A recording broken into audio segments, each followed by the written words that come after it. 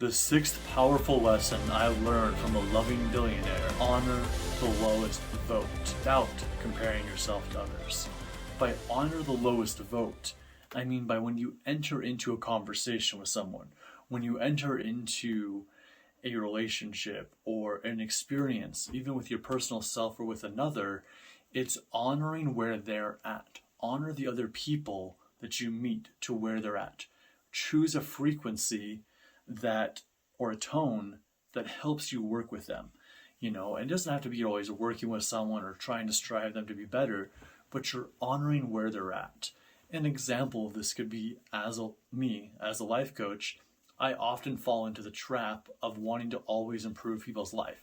Of every conversation I have, I want to ask the harder questions of like, why does that matter to you? How is that important to you? And want them to, answer those more out of my general curiosity, as well as I know that when we provoke questions within ourselves, we raise our consciousness. And when we become more consciously aware of something, we evolve as a human being, as an individual. And when we all evolve as individuals, the collective evolves as well, because we are the collective. We're not separate from it. And so sometimes I ask harder questions to provoke curiosity, to provoke thought-provoking, thought-deepening questions, and strive people to ask the whys and to go places in their life. But sometimes people just want to have a conversation for kicks and giggles. Sometimes people just want to dive into stuff and view it, And something I had the other day, I was talking with a young 20-year-old. He's a wonderful man, and he's just figuring his life out. He's stepping into it. But we were having a conversation, and he mentioned something about, that squids don't feel pain. And I was like, how do we know that? And, that was a good question to ask, and we kind of dove into that a little bit, and we ended up Googling it, and we had a conversation about what is pain, and how does that look, and, feeling into that. But as we got into it, we came to the conclusion, and multiple times throughout this conversation, he kept saying, well, I'm just stupid, so what do I know? I'm just dumb, so what do I know? Or, oh, I'm not very smart, this is hard for me. And, I was asking him questions of like, well, how do you know this? Like, let's go find the answer. Let's use Google. Let's use YouTube to strive to figure this out, as well as having a very philosophical inquiry with him. But at the end of the conversation about whether octopus can feel pain or not, and you can look and go down that Google, YouTube rabbit hole on your own if you want the answer to that, or leave me in the comments if you already know the answer. Tell me what you think in the comments if you already know the answer to that, and what your opinion is on that. That's a side fun little note just to play with and have a good time with and roll with. But as I asked him these questions, and we got to the end of it, I said, why do you call yourself stupid? What is that about? If I had one takeaway from the entire conversation, is that I would encourage you to not put yourself down, to maybe say, I don't know about this, and I'd like to go deeper, versus saying, well, I'm just dumb, so what do I know? So I was trying to empower this individual, trying to empower this young man into stepping into his power and pushing forward. In reality, he just wanted to have a kicks and giggles conversation. And so by me asking these harder questions and pushing him and kind of trying to attempt him to change his belief system on himself, to stop putting himself down, he began to get angry and he began to get frustrated.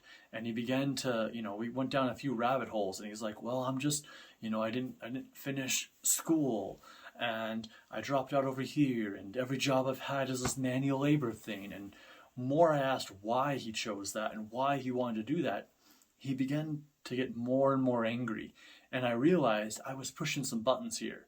And I was pushing some buttons in a way that's like, this is just my new friend. This is just my new friend. He's not my coaching client. He's not someone that asked for this level. So in some ways, I was infringing on his agency, on his free choosing to do what he wants to do. And so I finally ended the conversation with, hey man, I'm not trying to tick you off. I'm not trying to make you angry. I'm just trying to understand something here for pure curiosity's sake. And if I've offended you, I'm sorry. That was not my intention. I wasn't honoring the lowest vote. I wasn't applying this lesson that I had learned from this billionaire friend, from a past mentor. And that's what it means to honor the lowest vote, is realize what frequency is going on in the conversation, Realize what your intentions are behind the words you say and what you're aiming to get at behind them and where you're striving to bring people to. And recognize when somebody may not be ready for that conversation. Recognize when people don't want to go there. This is also as you step more into spirituality or more into mindfulness practices that mean a lot to you and pump you up. Not everyone in your life is going to be accepting of that. Not everyone wants to hear about that. Not everyone wants to know about those kinds of things. And so it's honoring the lowest vote. A smaller example of this can be when you first meet someone, when you go out to shake their hand, maybe they just don't shake your hand. Maybe they just look at your hand and they offer a fist bump, or they don't do any of that. They don't acknowledge the handshake. That's okay too. You can honor that and step away from that. Or if you're like me, I'm a bit of a hugger, and so I shake people's hand and then I ask if I can give them a hug. And I've had people tell me no. I've had more people tell me yes.